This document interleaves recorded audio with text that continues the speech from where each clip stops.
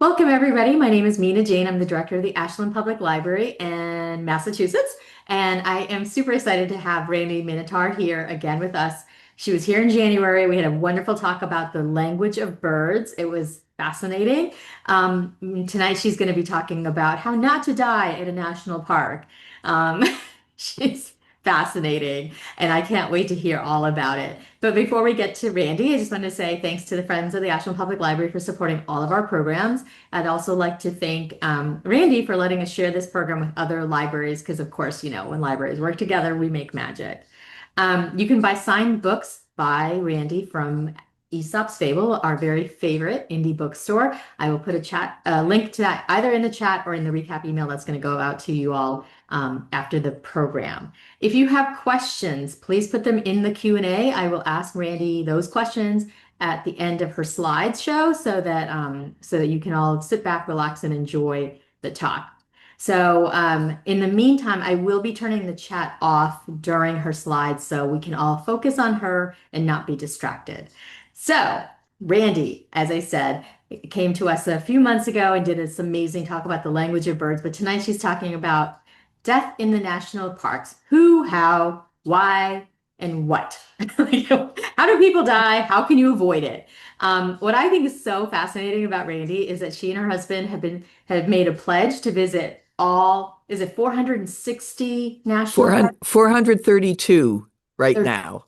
That's right. And you've gone to 364 so far. That's correct.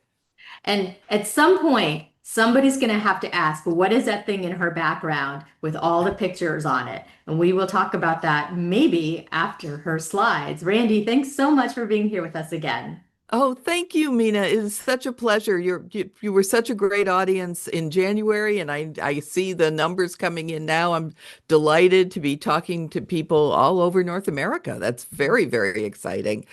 I'm happy to be with you again. So let's jump right into it. I'm going to share my screen here. There we go. There, good. Okay.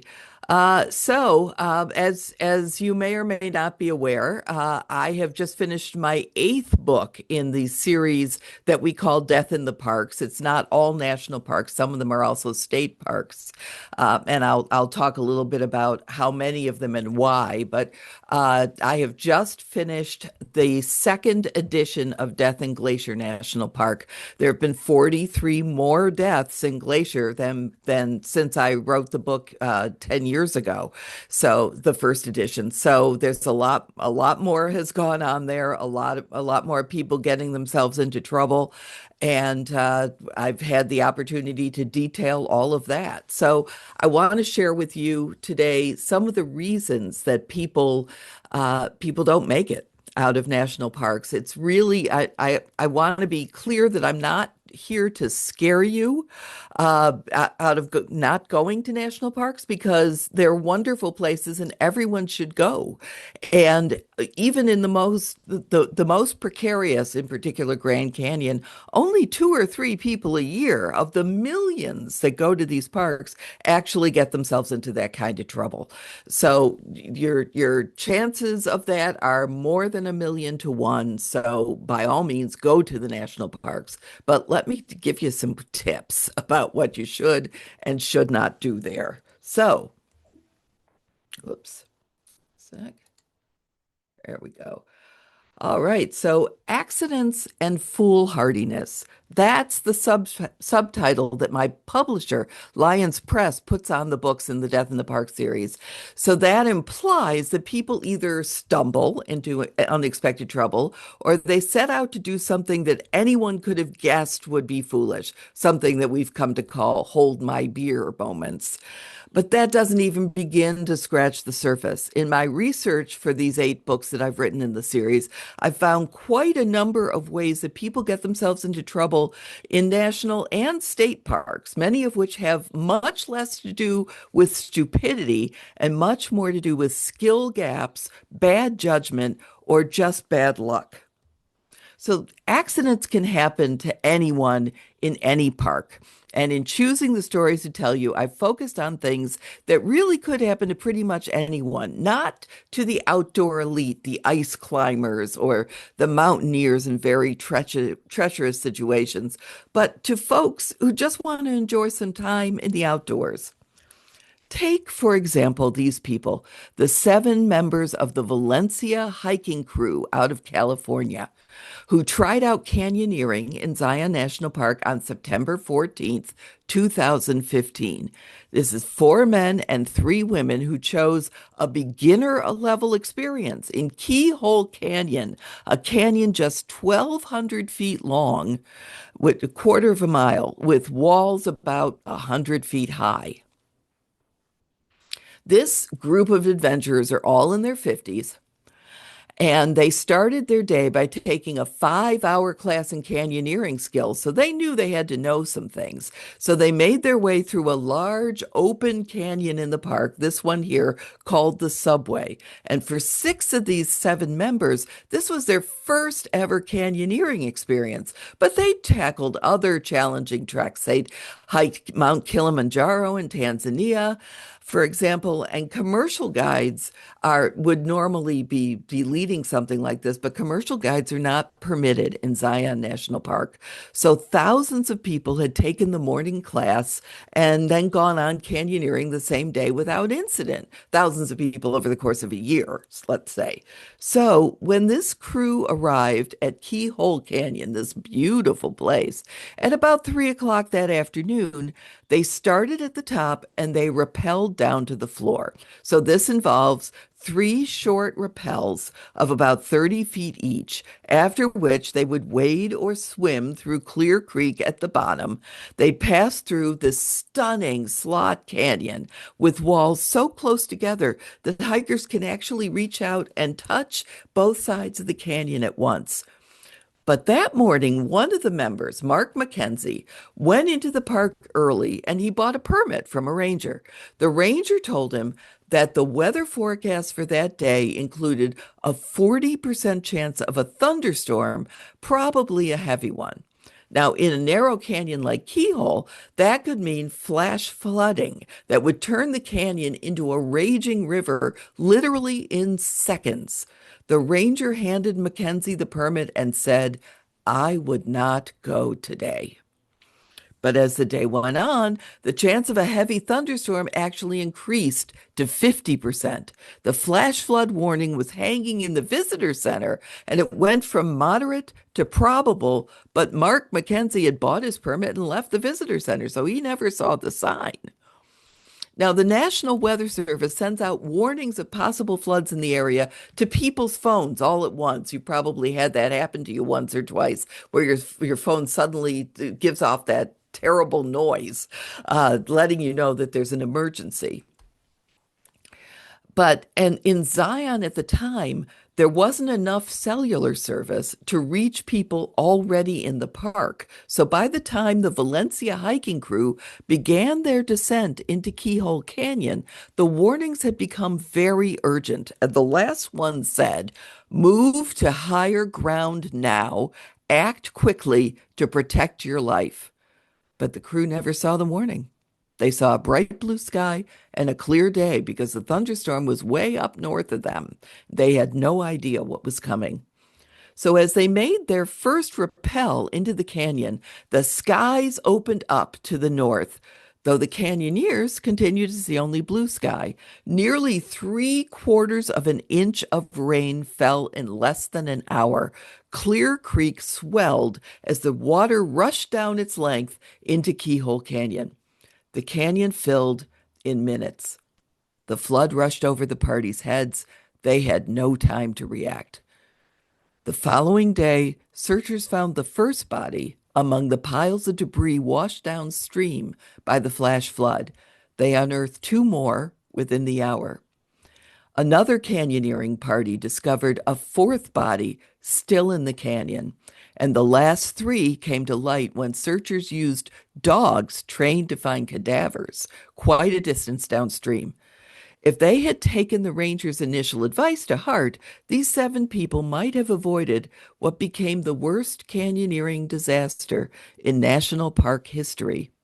So, why did a group of mature, outdoor savvy adults decide to go ahead with their adventure despite a solemn warning from a ranger?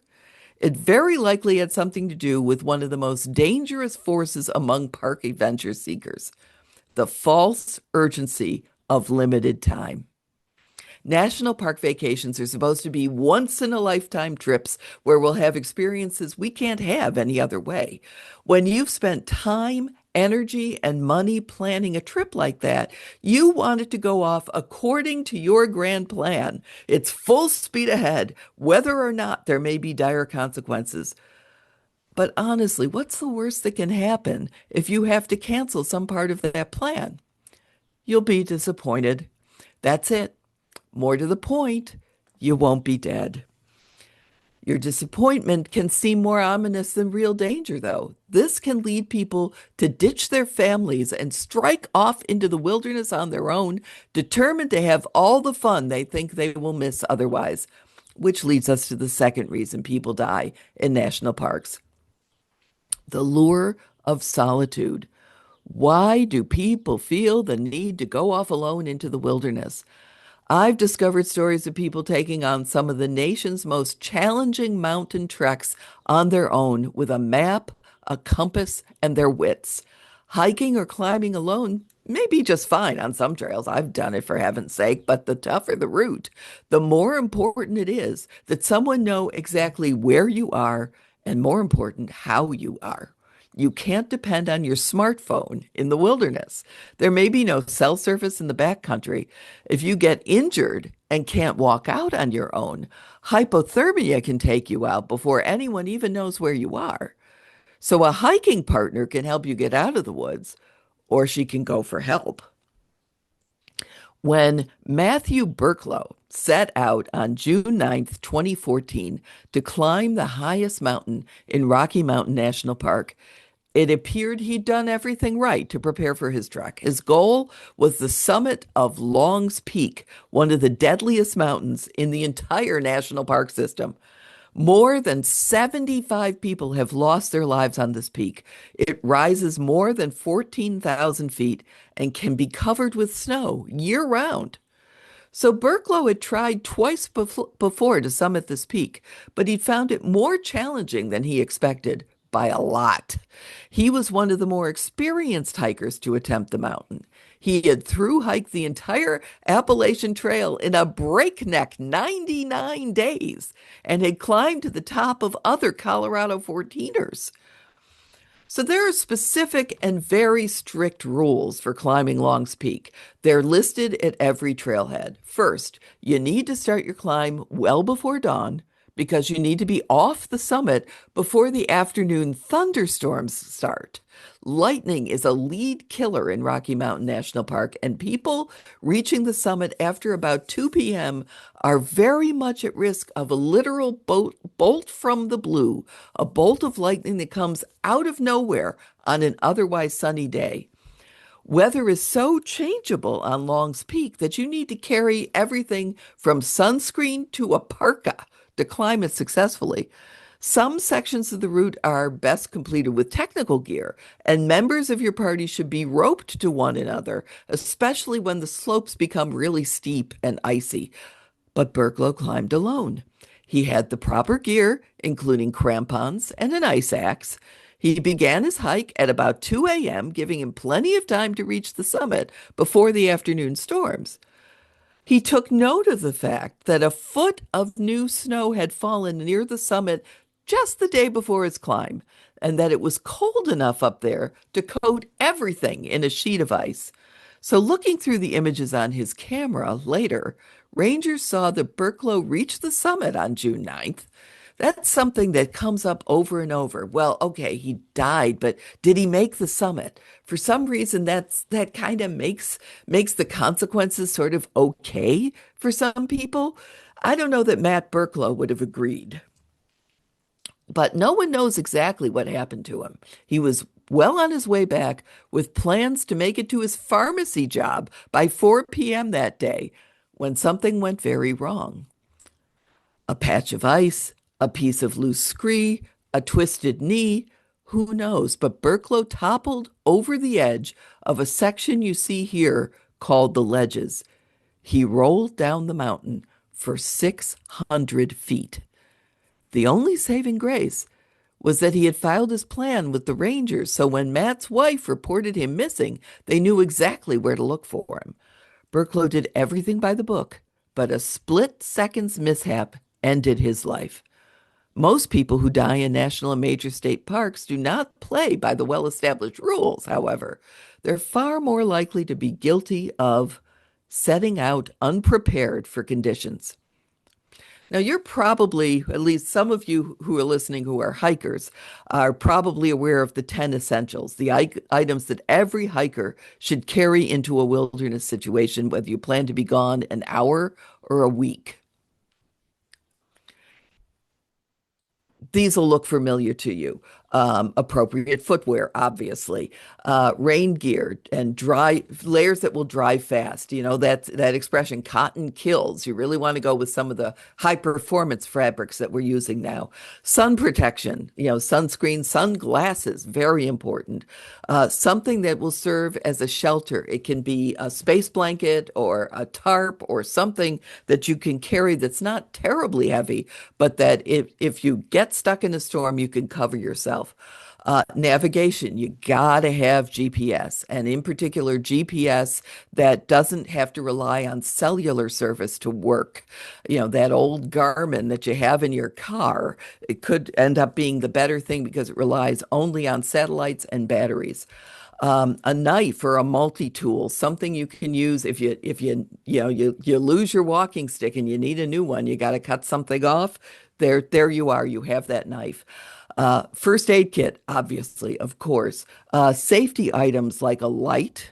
Very important to have a light. You may be out after dark, whether you plan on it or not. Fire starter, something to get a fire going quickly, and a whistle so people can find you. The whistle that saved the girl in the Titanic movie. That's something we all need to have with us. And then, of course, food and water. More food than you think you will need, and the kind of foods that will help you with electrolytes if you get dehydrated. So sweet and salty, that gorp, that trail mix is a lifesaver. And then, of course, water. A pint an hour and more if you're going on a strenuous trail or a desert trail. And I have my own stories about nearly dehydrating myself in Big Bend National Park to the point where I didn't recognize the bird that we were going to look for. So it's remarkable how many stories I come across in which people, to be clear, mostly men, march off up a mountain or into a forest for a lengthy trek with nothing more than a pint bottle of water and a granola bar. That was the case for three young men who decided to scale Mount Washington, the highest mountain in New England and close to some of you who are in New Hampshire. In June 1933, these three college students, two Harvard men and one from MIT, not fools, brought bedrolls with them to hike up to the Lake of the Clouds shelter, but they carried no food, none at all. They intended apparently to beg for food at the back door of the kitchen at one of the resorts at the base of the mountain. But when the kitchen staff turned them away empty-handed, they ended up sleeping outside in the rain and started their 7-mile hike in the morning, chilled to the bone, with no food in their stomachs or in their packs. Now, June on Mount Washington doesn't have much to do with summer. The boys encountered downpours, 40-degree weather, high winds, and they soon found that their light summer clothing was no match for the conditions. In the pelting rain, they lost sight of one another. Two of the young men actually managed to reach Lake of the Clouds. And they staggered into the shelter at night, where other hikers who were warm and dry quickly took them in hand and got them blankets and food. The third man, however, Simon Joseph, did not reach the shelter. A 3-day search later finally revealed his last resting place on a ledge not 150 feet away from a signpost that would have shown him how to get to Lake of the Clouds. Utterly unprepared for the conditions on the mountains, the boy died of exposure, which this brings us to a very important statistic. According to national park data, 81% of the people who die in national parks are men and boys. Just 19% are female. And it's very uncommon for women to die doing something truly foolhardy in a national park. Why is this? I do my best not to generalize about any gender, but there is plenty of peer-reviewed scientific research that shows us that men are more likely than women to engage in risky behavior. We know that women can and do excel in climbing, hiking, other outdoor sports in great numbers. So it's not a question of skill or strength or agility. It appears that men are just more likely to push beyond their own level of skill or preparation and take a chance on their own endurance and lose. Most of the deaths among women in national parks, by the way, are a result of accidents, automobile crashes, slips off of a ledge or a precipice, or falling into an icy river, a lake, or ocean and drowning. One thing that does cross all genders, people who think they understand much more than they do about what it means to explore a national park. These are folks who don't discuss their plans with rangers, who don't ask anyone's advice about what they will need. They just scamper into the wilderness as if they are taking a walk in their county park at home. They are out of their element and willfully unaware of the mortal danger they may face. Many people don't believe their own eyes when they look at a craggy mountain peak 5,000 feet above them, covered with snow in July, and then think about scaling it, even though they've never climbed a mountain before. They see a glassy lake like this one in the North Cascades, and they have no idea that the water comes from melting glaciers. That's why it's that color. And it tops out at 34 degrees. They think that the buffalo they see are tame as the cows in a farmer's field, and that the bears are trained zoo animals. I blame Disney for that in that Yellowstone Bears documentary they made way back in the 60s. That's the one that got me interested in the national parks and having bears walk up to my car. Yeah, that's not allowed anymore. But they think everything here in the park is just like it is at home. But national parks are not museums or zoos or playgrounds. They also are not nanny states. We take our lives in our hands every time we set out on a trail or step out at a viewpoint. So it's our responsibility and no one else's to take precautions and behave responsibly and to put more value on our own lives than on getting that selfie. Even if you know this, though, it can be tough when the people you are with don't pay attention to how you feel about doing some of these things. That's when we encounter something we do experience at home, something that can be very difficult to overcome. Peer pressure. That old schoolyard impulse never really leaves us. If all your friends are jumping off a cliff, would you do it too? Well, in a national park, you just might. Now, Shirley Ladd and her friend Danny LeBlanc took on the toughest hike in Acadia National Park in July 2012. Now, if you've been to Acadia, and I'm guessing a lot of you have, you know that no hike in the park is really especially tough. The highest mountain there tops out at 1,530 feet. But the signature hike in the park is the Precipice Trail, in a 1.8-mile loop with a series of iron rung ladders and scrambles throughout the first mile. So once you reach the top of Champlain Mountain, it's a gentle stroll along a downhill slope to get you back to the trailhead. So Danny climbed tough trails all the time, but Shirley did not. And she didn't consider herself much of a hiker, but she didn't want to disappoint her friend. And he wanted to spend the day with her in the park, and this is the activity he had chosen for them. So they were about halfway up the trail with Shirley leading and Danny behind to provide support when Shirley's foot slipped off a stone ledge. She dropped 60 feet through the air to land on a switchback below. Acadia's mountains are all granite. There's no way to soften a fall like that. through a heroic 5 hour rescue effort. And this is a picture of exactly that, during which Shirley never regained consciousness. A team of rangers, paramedics, and rescue volunteers worked to get her off the mountain into a hospital, but she was pronounced dead on arrival. Many national park deaths happen just after a decision point, a moment when the victim tells their companions they've gone far enough and it's time to turn back. I've written about small group psychology in other books, and I can tell you that all it takes is one dynamic talker to turn an entire group in a direction that they don't want to go. My advice to you is simple: trust your gut. Consensus is not always achievable on trail, nor is it necessary. Don't succumb to the need to go along to get along, especially if the result could be danger.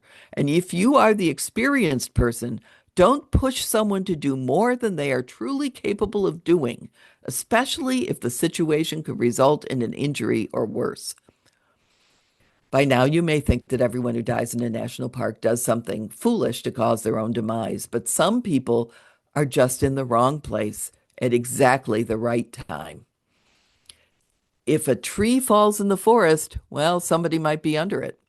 Someone might be riding a horse along a park road when a rock falls off a mountainside. A boy hiking with his parents may cross the path of a mountain lion no one knew was there, or lightning may strike. Scott and Carol Newland arrived after dark at the campground at the base of Mount Katahdin in Maine. Not a national park itself, but the terminus of the Appalachian Trail, which is. There were no official campsites with platform tents left for them, so the ranger let them set up their own tent in an open space at the base of a big tree. They bedded down for the night, but several hours later, as often happens in Baxter State Park, a huge thunderstorm kicked up with a lot of lightning. Scott got up and went outside of the tent to pound the spikes in the ground more securely, and he got soaking wet in the process. When I interviewed Carol about that night 50 years later, she told me, "He was wet, I was dry. That's what made the difference." Sometime later, lightning struck the tree above their tent. The lightning traveled down through the tree trunk, along its entire root system underground. The jolt woke Carol. She was a medical student. She knew immediately that Scott was dead. What she didn't know in that moment was that she had also been struck. Lightning had sliced along the entire right side of her body. It ripped her clothing, entered her mouth, and damaged her tongue. She managed to communicate with the ranger, who organized a rescue crew among the Boy Scouts in the camp. Aren't there always Boy Scouts in the camp? And they carried her out of the park on a stretcher that they made. It took Carol 5 years of therapy to learn to speak again. But during that time, she finished her degree in psychiatry. She's living out west and was only too happy to tell me this story.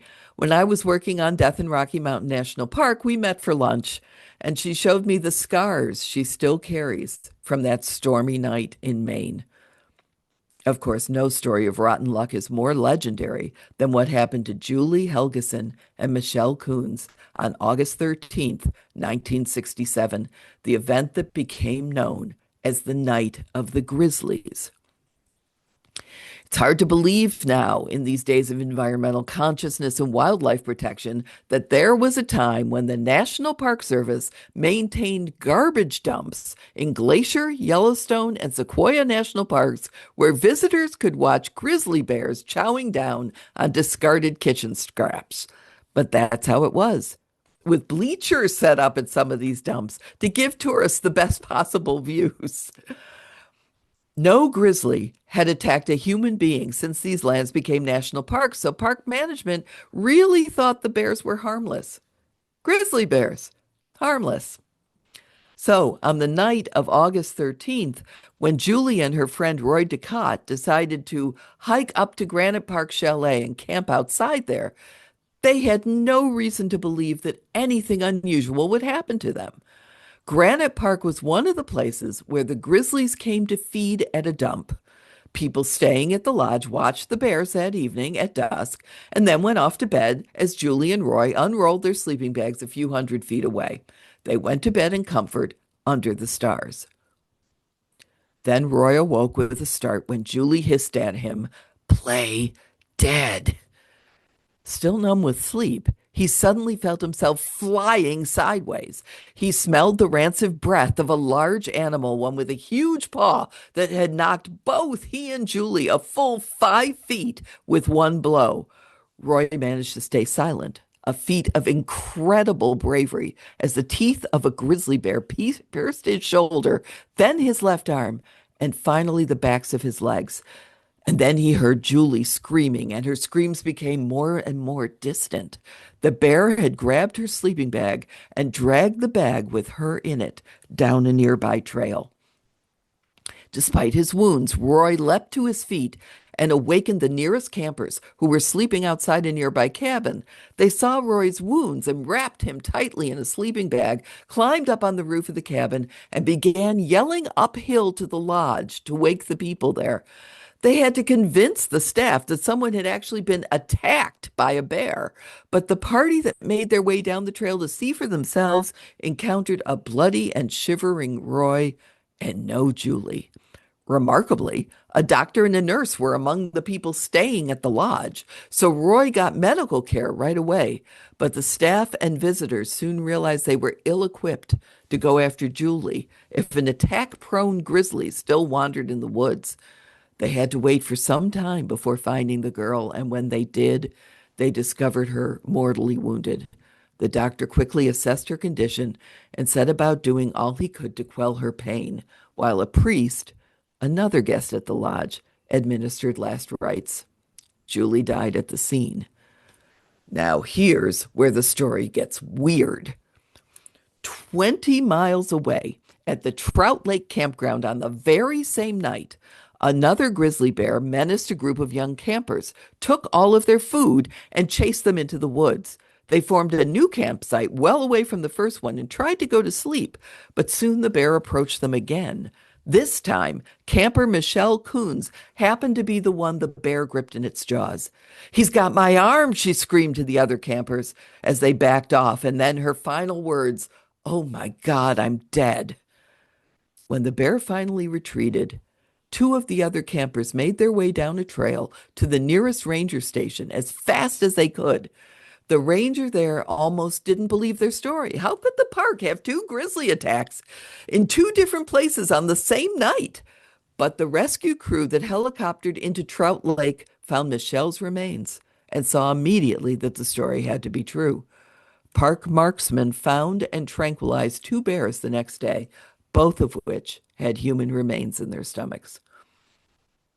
Long and careful analysis by all kinds of wildlife specialists finally determined that what had happened had been nothing more than an astonishing coincidence.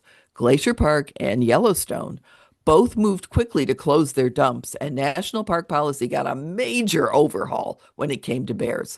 That's why we now have those heavy-duty bear-proof trash cans and strict protocols for camping where bears live. Now, I want to highlight one more way that people lose their lives in national parks, and it's important this one be said. Malicious mischief. Some people, male and female, think it's pretty clever to end a relationship, especially a marriage, by bringing their spouse to a remote area of a national park where there are no witnesses and pushing them off a high ledge. Let me be very, very clear about this. It never works. Sure, the spouse falls and most likely dies, but no one is fooled that this happened by accident. If you're up for one more story, let me tell you about Dennis Larson and his wife of 3 weeks, Kathy Frost Larson. On an overcast, rainy Sunday in October 1987, a pair of newlyweds decided to take a walk along Acadia's outer cliffs. Dennis and Kathy Frost Larson strolled along the granite cliffs to watch for sea otters in the ocean waters. That's what they told park rangers the next evening. The newlyweds had made it a contest, each of them trying to be the first to see the little creatures that float on their backs or play in the waves not far from shore. Dennis said that the person who found an otter first would get to pick the restaurant where the couple would have dinner the next evening. Then Dennis said later he heard Kathy scream. When he turned to see what was wrong, she was no longer on the cliff. Kathy had fallen 81 feet to the bottom of the cliff on the rocky coast of Maine. Rangers arrived in minutes. Soon 15 rangers and the Mount Desert Island Search and Rescue Team worked to reach the young woman on the rocks while a U.S. Coast Guard boat came from Southwest Harbor. Two rangers reached the unconscious woman and quickly determined that she had no pulse. She was pronounced dead on arrival at the hospital. 2 days later, the park announced that it would establish a commission to investigate the circumstances of the death, the park's role, and preventive actions the park might take in the future. It seemed that this would be the last we would hear of this sad story. But during a routine investigation, the story began to change. First, there are no sea otters on the Atlantic Ocean in Maine. Sea otters are very much a Pacific Ocean animal, so no one would have directed the Larsons to Otter Cliff to find them. We have river otters there, not sea otters. So it turned out that in 1975, long before he met Kathy, 25-year-old Dennis Larson, a carpenter by trade, had been married to Leslie Reynolds, who also met a sudden and tragic end. Dennis told authorities that he and Leslie were collecting mushrooms along Prickly Pear Creek in their native Montana when the creek's banks broke away in the rush of snow runoff. Leslie fell into the water, and the swiftly flowing creek carried her 600 yards to its confluence with the Missouri River. She disappeared in the larger river. No one witnessed the accident. A brief investigation ensued, but the body never emerged. Police filed a one-page report about the sad accident and closed the case, and Dennis collected $20,000 on Leslie's life insurance policy. Years passed. Dennis married again, this time to Janine Whitney. When the couple began to run into financial troubles, Janine divorced Dennis, ending their marriage just 4 months before he married Kathy. Dennis moved to East Millinocket, Maine, ostensibly to seek more lucrative employment as a construction electrician. He kept in touch with Janine, promising that he was building a financial future for the two of them in hopes of reuniting with her in about 2 years. Well, while he was making these promises, Dennis placed personal ads in the Bangor Daily News and the Bangor Review. Construction worker, 37, 5'7" 125 pounds, active outdoorsman, seeks compatible childless lady, 20 to 35 years old for lasting relationship. Childless, very thoughtful of him. Kathy Frost, a nurse's aide, responded to the ad. He called her in mid-August 1987 and asked to get together, and she accepted. Dennis thought they seemed compatible, he later told a police detective in a taped 6-hour interview. He began to push for an immediate marriage just 2 weeks after they met. Kathy asked if they could live together first, logical, but he insisted no, they had to be married. In what must have seemed like a wildly romantic whirlwind, Kathy accepted his proposal. When they made plans for a quick wedding, Dennis sent letters to his second wife, Janine, telling her he would soon have money so they would be able to reunite. Janine wrote back that she was in a new relationship and wasn't interested, but Dennis persisted. Kathy and Dennis married on September 20th, 1987, without him telling his new wife about his first marriage or his wife's death. The newlyweds went out the day after their wedding and bought themselves a new bed for the home they would share. They made a second purchase that day as well. Can you guess what it was? You bet. While they were at Sears, Dennis steered Kathy to a sales representative from Allstate Insurance, and they bought a combined universal life insurance policy of $300,000 on his life and a $200,000 double indemnity life insurance policy on Kathy. If you've seen the old movie, you know what that is. The double indemnity clause stated that if Kathy died in an accident, Dennis's benefit would double. So Kathy's fall from Otter Cliffs would net him a tidy $400,000. They prepaid the policy for 2 months. When police detectives discovered, whoops, sorry, there we go. When police detectives discovered this insurance policy, the entire tenor of their investigation changed. Authorities found that Kathy had written in her diary on October 10th, the night before she died, that she did not want to return to the cliffs the following day, but her new husband insisted, and she wanted to please him. Then she turned up dead. The state of Maine charged Dennis Larson with the murder of his wife. Larson pleaded not guilty and then inexplicably waived his right to a jury trial, taking his chances with the judge. After hearing all the evidence, Judge Smith deliberated for just 3 hours, long enough to write up his decision, found Larson guilty, and sentenced him to 50 years in prison. While this is one of the most complex stories of a murder in the park, the same basic scenario has played out in a lot of parks. The murderers always end up in prison, and here's why. No one's fooled. The accidents always take place in some wilderness area with few visitors. Why would you go to this very remote part of the park alone, especially if you and your spouse are not rugged adventurers? Why choose this instead of all of the nice places you can see in the front country? How did the spouse fall? What made them get that close to the edge of the cliff or even step over a barrier? Isn't the view just as good 10 feet back? How many people knew that your relationship was, pardon the pun, on the rocks?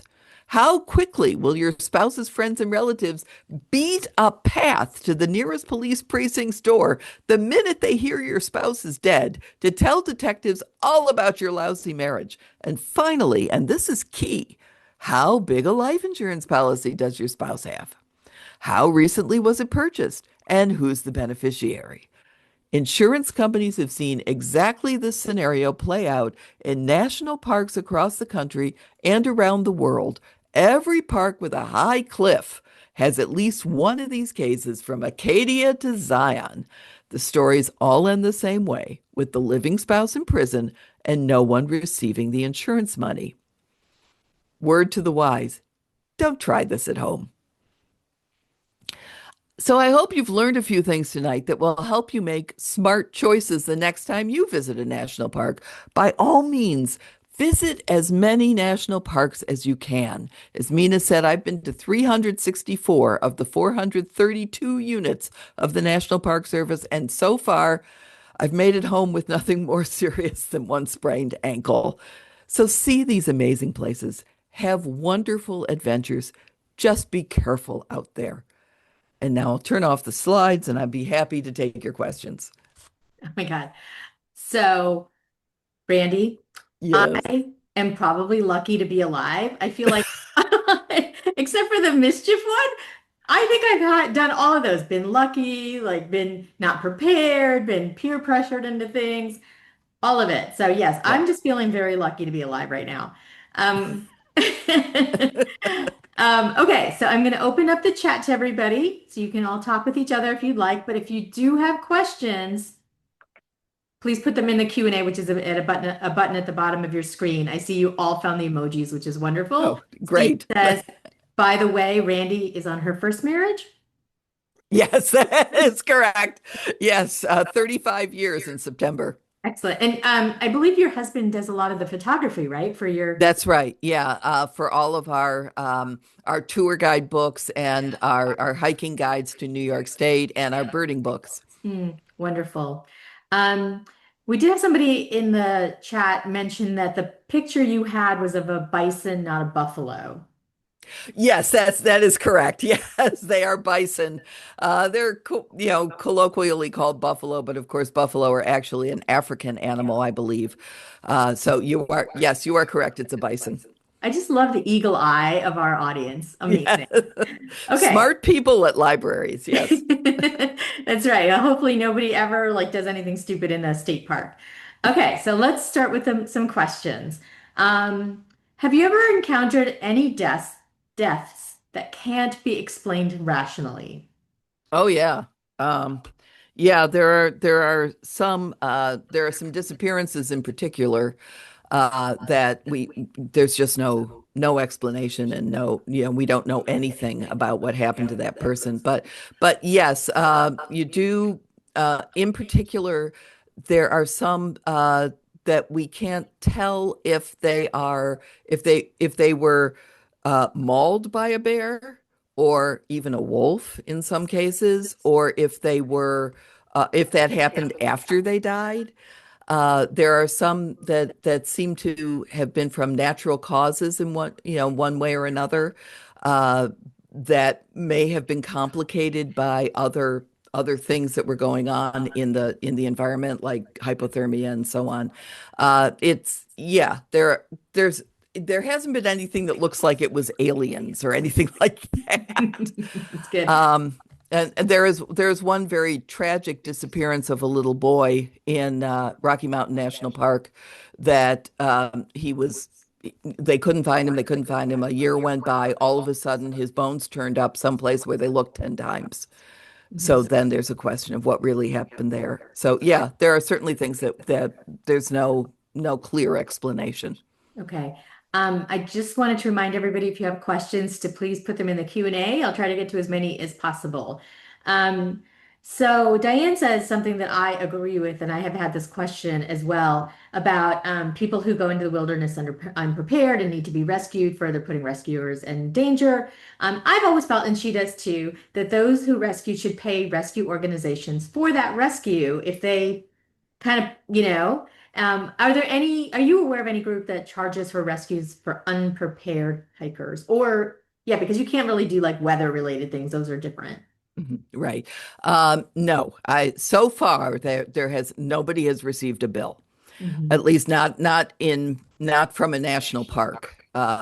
The it certainly is a controversial issue, and this comes up a lot, especially with people. There have been a couple of times when hikers have called rangers from somewhere, from some mountain somewhere, saying they're tired and could you come and pick us up? Hmm. Um, like, no, we're not going to do that. You're just going to have to sock it up and hike your way down. But mostly, when it's an accident or something along those lines, there's no talk of trying to recoup from that. But a couple of times when people have been just extraordinarily stupid, it does come up and it becomes a big controversy in the media whether or not they should be fined somehow for that. Right. How do park rangers prepare for these life-saving maneuvers? It seems like they're the heroes of these stories. Yeah, the rangers and there are most of the big parks have search and rescue organizations in the community as well. Rangers are well trained for these things, and only the rangers who are well trained go out and do these things. So they are well protected. It's very rare that a ranger ends up in a situation so precarious that he or she loses their life. So there's a great deal of training that the National Park Service provides for that. And then there's also ancillary training they can get in their own communities. Very often when there's a new piece of equipment or something like that, the search and rescue organizations, the civilians or the police, have that, and they will bring in the rangers to train as well. So everybody is ready for that kind of thing. So Deborah has a comment about the double indemnity, which I have to ask about this too, is that I thought double indemnity from the movie was that you can't be charged for the same crime twice. That's double jeopardy. Oh. Yes. Yeah, I understand. No, double indemnity is that you get twice as much money because of an accidental death. That's what it is in the insurance industry anyway. Got it. So Deborah's question is, wouldn't having only her policy being double indemnity have been a red flag to the wife? Oh, you would think, yeah. there are so many red flags for poor Kathy. Mhm. This rushing her into marriage. I mean, I people want to blame the victim, but she was in a very precarious situation. And I got to believe that there were emotional issues in her life that made her gravitate to this. And, once you're in it, then you start fooling yourself over and over. You start pretending you don't see what is obvious. Yeah. Well, it sounds like he was a con man, Yes, basically. And, it's really hard sometimes to see that when you're in it. yes. And he may have been very charming, who knows? Mhm. I can tell you that on I believe it was December 31st, 2000. He jumped out a window at the prison and killed himself. Oh, wow. Yeah. So, at that point, apparently they were about to indict him in Montana for the killing of his first wife, that they had finally put together a case. Mhm. And, I mean, he was already in for 50 years. I don't know how it could have been worse. But he decided he wasn't going to go through that. Wow. Well, he sounds like a winner. Oh God. Uh, So, question about are there similar laws outside of national parks on bear safety? A relative lives in Colorado, and he mentioned that the local dump has a bear living there that doesn't hibernate. I'm curious how widespread the issue of bears eating trash is just outside national parks. It's enormous. And not just grizzly bears, but black bears as well. There are communities, particularly in North Carolina, Tennessee, Kentucky, around Great Smoky Mountain National Park and in that general area of those mountains, the Blue Ridge, that the bears are in everybody's yard, Mhm. all the time, that you have to lock up your trash cans. You have to have them locked really and stand there until the trash collectors come to unlock them to let them empty them. It's a huge issue. I actually just finished a book called The Bear at the Bird Feeder, which is about how we can live in better harmony with the wild animals that are in all of our neighborhoods. Mhm. And black bears are the biggest problem, obviously, because they could conceivably be deadly, though it's very rare for a black bear to actually attack someone. But yeah, it's an enormous problem. Is that book out? Because I remember you talking about it in January. It's coming out in November. Okay. Yeah. Things to look forward to. Okay. I love hiking alone, mostly because none of my friends or family enjoy hiking as well. What would you recommend as ways to stay safe? I tend to do a new trail with someone the first time, but certainly go at my own pace afterwards. Well, carrying the 10 essentials, and a way to be in contact. Tell somebody where you're going before you go. Even if it's just you shoot someone an email and say, "Oh, by the way, letting you know I'm going to hike this 5 miles, just in case." You fall, you sprain an ankle, you break a leg, there you are. Try if you can, try to hike where there is cellular service. And if there is not, I discovered that the iPhone 16 is also a satellite phone. So if you're out of cell area, it will pop up and say, "Do you want me to use the satellite service? And do you want me to send your GPS coordinates to someone?" It will do that. So think about that too. That's a really good thing. But also just making sure that you have everything with you to take care of yourself and that someone knows where you're going. So us Android users are screwed, basically. They'll catch up. So, Who okay, so knows? Maybe they already have. Who knows? maybe I've not checked. Pam wins the prize for tonight. She says, "Are those park patches on the boards behind you?" Yes, they are. Yeah, there are 50 planks back there. They're cedar planks like you'd use to line a closet.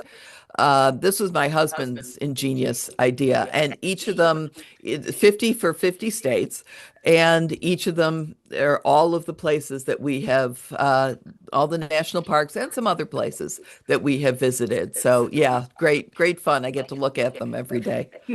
I love it. Michelle asked this really good question. How many people lose their lives trying to get that perfect selfie or Instagram shot?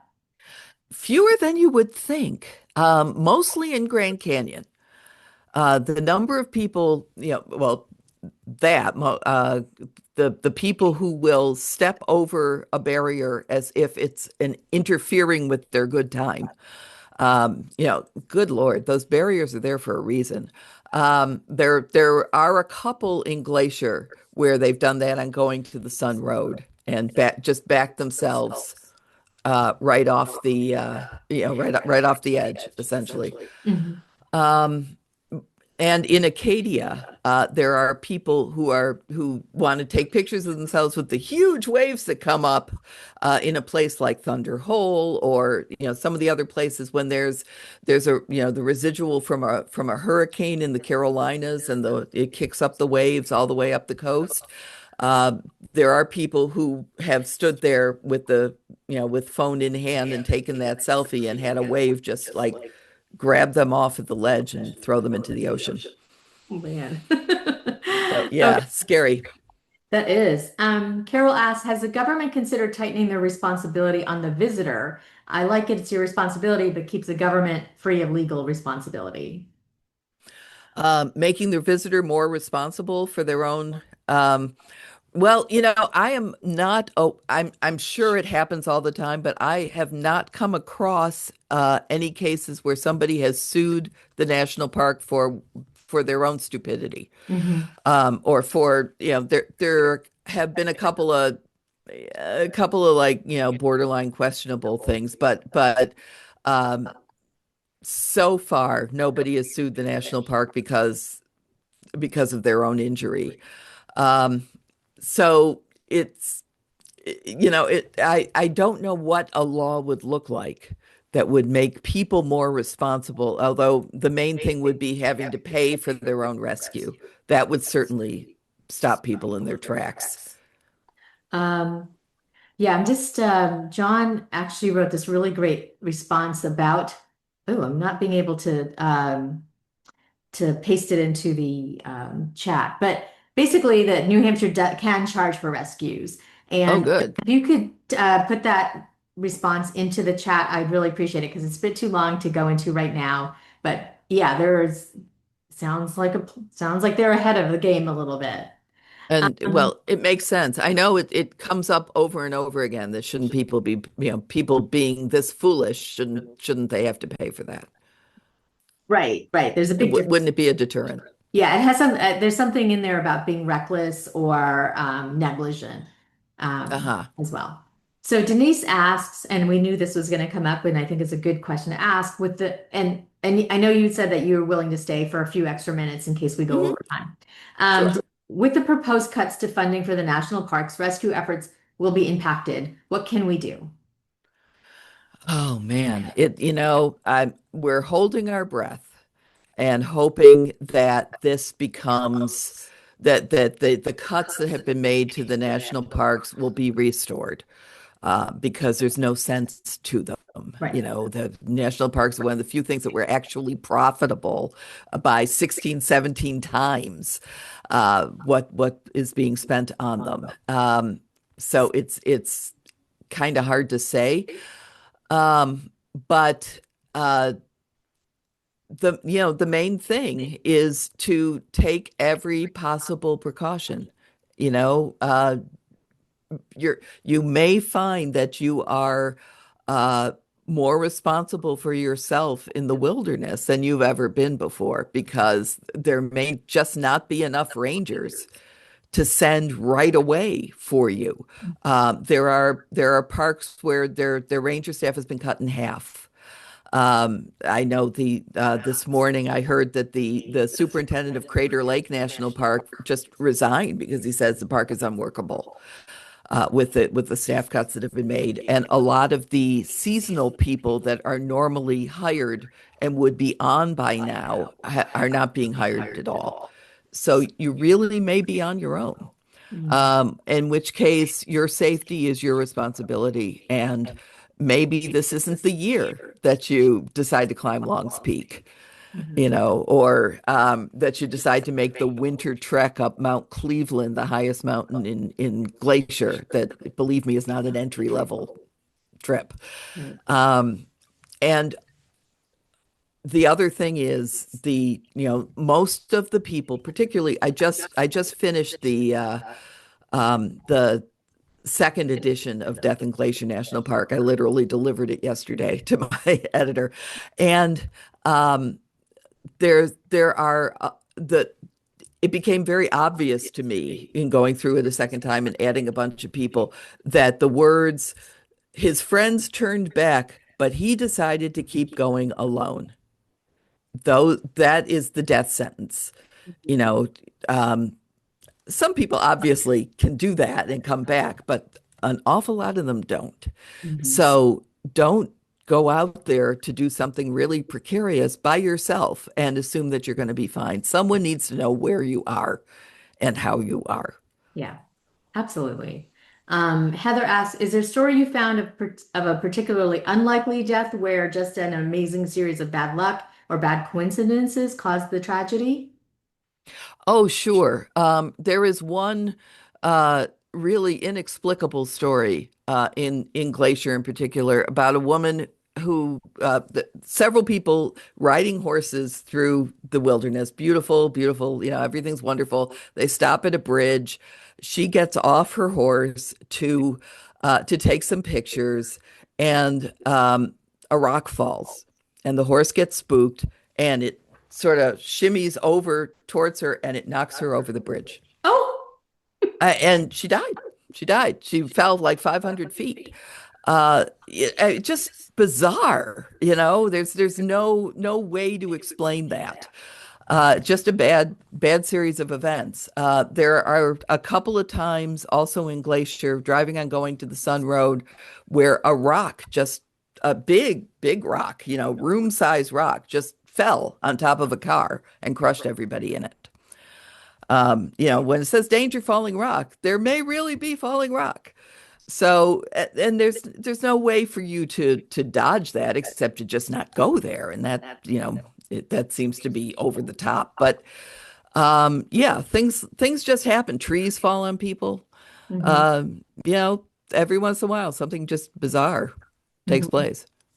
I almost killed somebody at a national park because I don't know if it was a national park. It's the Great Falls in Maryland and Virginia. Oh, yes, it is. Yep. So Uh-huh. we were hiking, and I looked down and I was standing on a snake, and it scared the crap out of me. The person in front of me, I pushed her and I went running, and I was just like, oh, she could have died. She could like falling down the thing. So it's lucky any of my friends are alive as well. Oh, great. You want to add that to any of your stories. So Jack asks, has anyone ever died at Thunderhole? I think there's one. I would have to go back to the Acadia book and look it up, but I think there was one. And it would have been because of a huge wave at in her hurricane situation.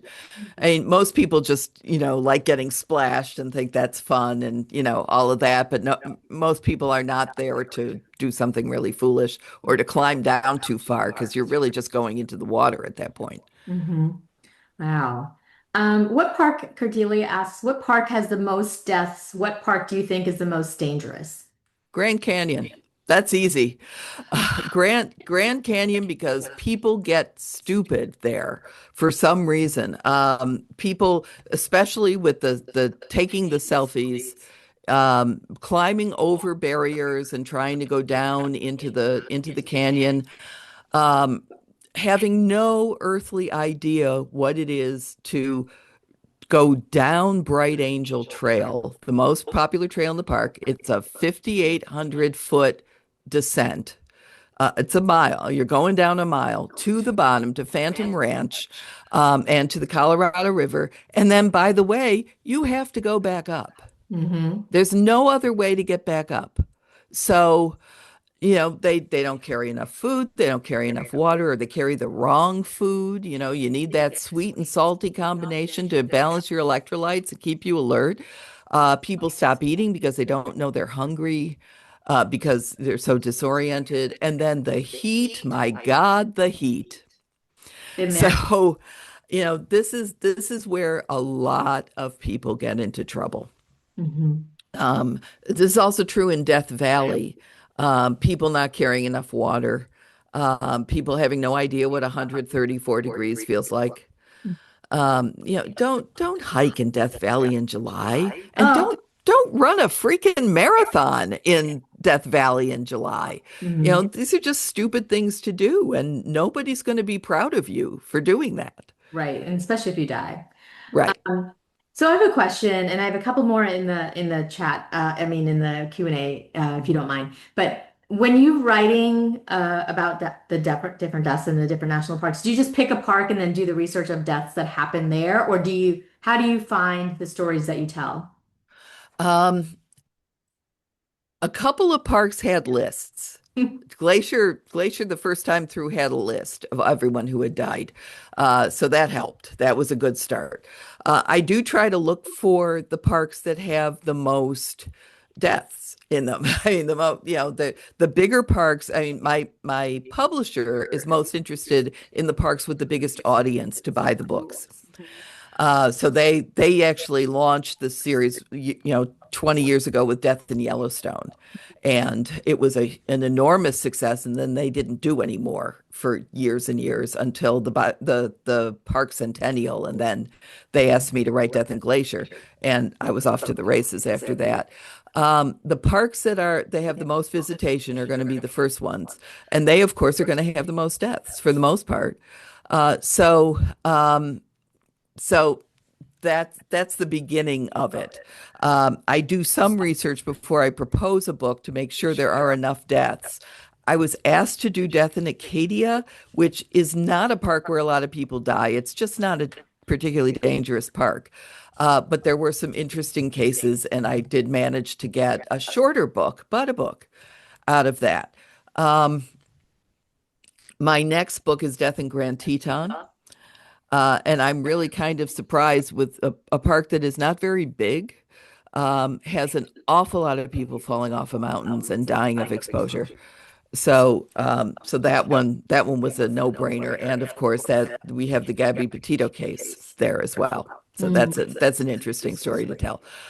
Um, how I find the information, the wonderful thing is that the internet is an amazing place, but um, most old newspapers have now put all of their back issues online. So Mhm. there are these huge databases, searchable databases that I can go through and just put in a person's name and the date and get their whole story that way, as long as it was covered in the media. Some are not, Mhm. some disappearances, the parks really keep them very quiet, which is interesting. And some, um, yeah, some just don't ever rise to the level of being interesting enough for the media to jump in, like heart attacks and people dying on the trail of just overexertion. But yeah, that's my main source is the old newspapers, and then everything else I can find about that person to tell a more complete story about the person, as much as I can. Obituaries, find a grave, all that kind of stuff. I have stood in the attics of old libraries, and gone through paper copies, particularly in the Jessup Library, the gorgeous Jessup Library in Bar Harbor, Maine. Mhm. A little library in the basement of the City Hall in Millinocket, Maine. Others like that, go through old microfilm and microfiche. Happily, most of that is now online. So, Okay, just a couple more questions. Are sure. you a hiker or a climber? I'm a hiker. Okay, so you Uh, don't climb. No, no, that is not for me. I don't have I've always had issues with vertigo and balance. So no, that I would be in those books rather than writing those books if I climbed. I do love to hike. I've written 11, maybe 14 hiking books about New York State. Mhm. And I'm not an altitude hiker. I'm a distance hiker. So yeah, lots of fun out there. Definitely. Heather asked this really great question. Are your books carried at the visitor center for the appropriate park? Yes. Oddly enough, much to my amazement, because the parks want nothing to do with me while I'm writing these books. You notice I didn't say that I got information from the parks. I don't. They ignore me. I have to do FOIA, Freedom of Information Act requests for information, which now, thank you for the current administration cutting FOIA funding. Now those take 6 months. Mhm. So that's a long, miserable process. But but once the book is out there, they're very eager to carry it in their visitor center bookstores. So and as are their associations. Most of these big parks have their own association that also does stuff, and other concessioners, and they all carry them, and they do very well. Well, scavengers. Yeah. Well, I want to be respectful of your time. I so appreciate you doing this again, and I hope that we can do something again. I think you said the 10th anniversary of the Glacial Park one is coming out in February. We're going to be talking again, Randy, I'm sure. Excellent. I would love that. You guys are a great audience. I really appreciate all the questions and the enthusiasm and all the hearts and cornucopias. That's great too. Thank you so much. Absolutely. And for everybody who's been here, I will send out a recap email. And I really appreciate you all being here with us tonight. And I hope you have safe climbing wherever and hiking wherever you go. So have a wonderful night, everybody. Thank you.